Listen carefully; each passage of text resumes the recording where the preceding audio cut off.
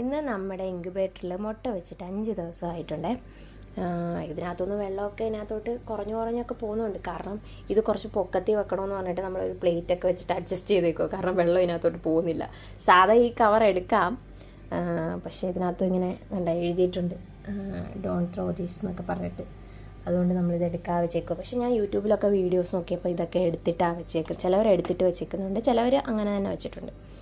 അപ്പം നമുക്കിതിനകത്തെ മുട്ടയുടെ അപ്ഡേറ്റ് എന്താണെന്നൊന്ന് നോക്കാം. ഇതിങ്ങനെ ഓപ്പൺ ആക്കിയിട്ട് ഒറ്റ കൈ കൊണ്ട് പറ്റുമോയെന്ന് അറിയത്തില്ല, എന്നാലും ഞാനത് ട്രൈ ചെയ്ത് നോക്കാം. അങ്ങനെയാണേ മുട്ടകൾ ഇരിക്കുന്നത്. ഇതിനകത്തോട്ട് ഇതിൻ്റെ അടിയിൽ വെള്ളമൊക്കെ ഉണ്ട്. ഇതിപ്പോൾ കീക്കി അടിക്കാൻ തുടങ്ങും. ഞാൻ ഇത് ഉണ്ടോ, ഇത് മറ്റേ പേത്തമുട്ട, താറാമുട്ട, പിന്നെ നാടൻ കോഴിയുടെ മുട്ട, പിന്നെ ഇത് 2 ഗിനിക്കോഴിയുടെ മുട്ട, 2 ചീനിക്കോഴിയുടെ മുട്ട ഇട്ടിട്ടുള്ള. ഇനി ഞാൻ ഇതിനകത്ത് ഒരു മുട്ട പുറത്തെടുത്തിട്ട് കാണിക്കാം, അല്ലെങ്കിൽ പൊട്ടാൻ ചാൻസ് ഉണ്ട്.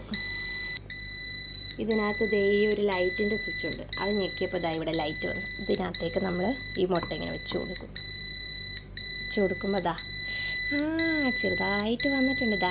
ഇതാന്ന് തോന്നുന്നു. ചെറിയ നരമ്പൊക്കെ കാണാം. നിങ്ങൾക്ക് എത്രമാത്രം കാണാൻ പറ്റും എനിക്കറിയത്തില്ല. അതിങ്ങനെ ചെറുതായിട്ട് നരമ്പ് കാണാൻ പറ്റുന്നുണ്ട്, കണ്ടോ?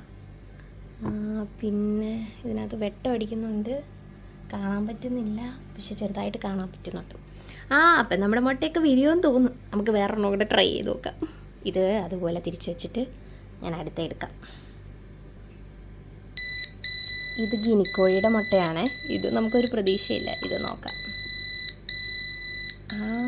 ഇതിനകത്ത് ചെറുതായിട്ട് നരമ്പ് പോലെ എന്തോ കാണുന്നുണ്ടെന്ന് തോന്നുന്നു.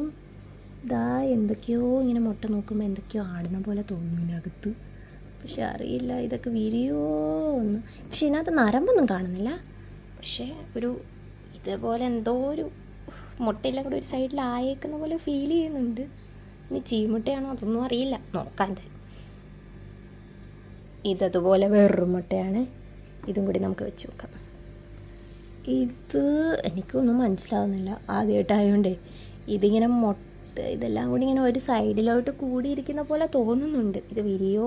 പക്ഷെ മറ്റേ നമ്മൾ ആദ്യം വെച്ച മുട്ടയ്ക്കകത്ത് ഇങ്ങനെ അതിനകത്തൂടെ വെയിൻസ് ഇങ്ങനെ കാണാൻ പറ്റും. പക്ഷെ ഇതിനകത്ത് വെയിൻസ് ഒന്നുമില്ല. ഒരു മുട്ട ഇങ്ങനെ സൈഡിൽ ഇങ്ങനെ ചേർന്ന് ഇങ്ങനെയാണ് കാണുന്നത്. അതുകൊണ്ട് എനിക്കറിയില്ല ഇതൊക്കെ വിരിയോ, ഇങ്ങനെ ഇത് മനസ്സിലാക്കുന്നതെന്ന് അറിയില്ല.